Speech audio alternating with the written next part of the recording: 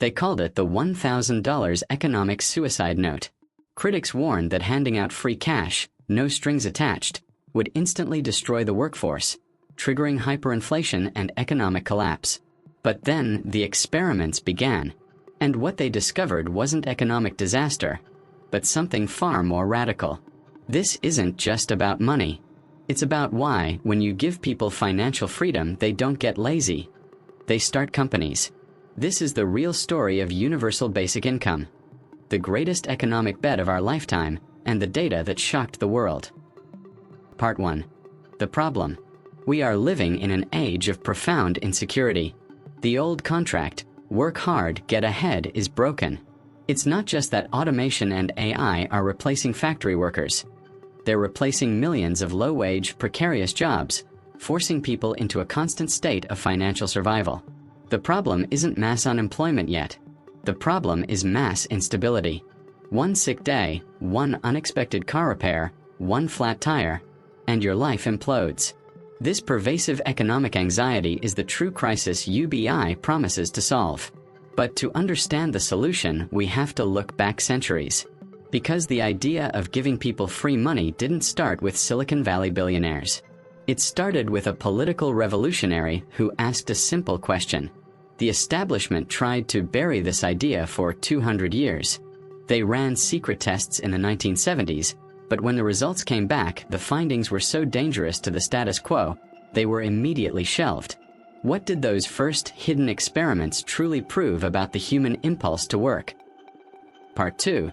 The myth. The second myth, the economic knockout punch critics always use, is that free money makes people lazy.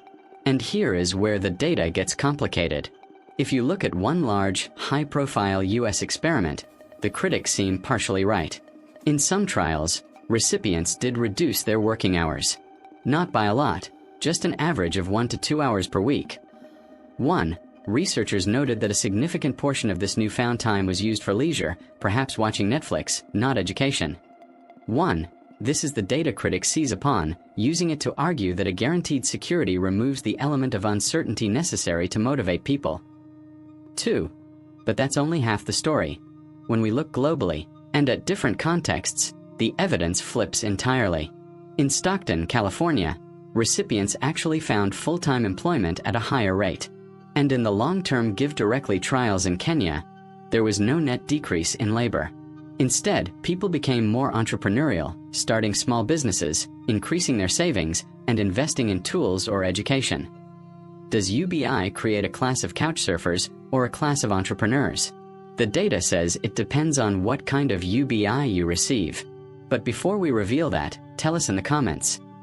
If you had $1,000 extra per month, would you work less or start that business you've always dreamed of? The key finding wasn't economic. It was medical. UBI's most profound impact didn't show up on a balance sheet, but in the human brain. The truth is, UBI might be the cheapest public health program ever invented. Part 3. The truth. The real breakthrough is far less about economics and far more about human resilience. Across trials, from Finland to Kenya, the most consistent and transformative benefit was a dramatic reduction in mental distress. Participants reported less anxiety, fewer depressive symptoms, and a profound improvement in overall well-being. Part 4. The core debate and the future. The most concrete criticism and the elephant in the room is the cost. A UBI that truly lifts people out of poverty could cost trillions. This forces two brutal trade-offs. First, do we replace the tangled web of existing welfare programs with one simple payment? Proponents say yes, it cuts bureaucracy.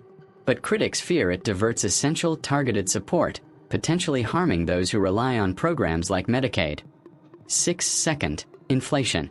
If everyone has more money, won't prices just rise? The experts say no, not if you fund it correctly. If UBI is funded by creating new debt, inflation is a risk. But if it's funded by redistributing existing money, that risk is minimized. This brings us to the ultimate elegant solution, the carbon dividend. This policy places a tax on carbon emissions, making polluters pay, and rebates 100% of the revenue back to every citizen equally. It's a mechanism endorsed by 27 Nobel laureates and nearly every former Federal Reserve chair.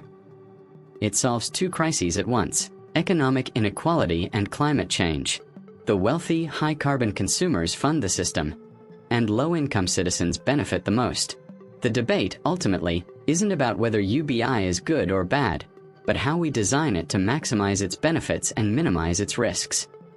Conclusion. So, is universal basic income the end of work, or the dawn of true economic freedom?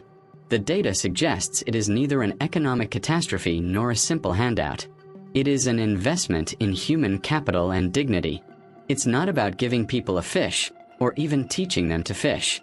It's about giving them the reliable soil, the time, and the seed money to grow their own potential. 10. The question we must grapple with today isn't if we can afford a UBI that costs trillions. The question is, can we afford the hidden, devastating cost of the anxiety, instability, and lost potential that our current system imposes? If you found this video insightful, a like and a sub goes a long way. This debate is just getting started. If you want to stay ahead of the curve and understand the ideas that are shaping our future, hit that subscribe button and ring the bell. We're on a journey to uncover the biggest mysteries in tech and society, and you won't want to miss what we figure out next.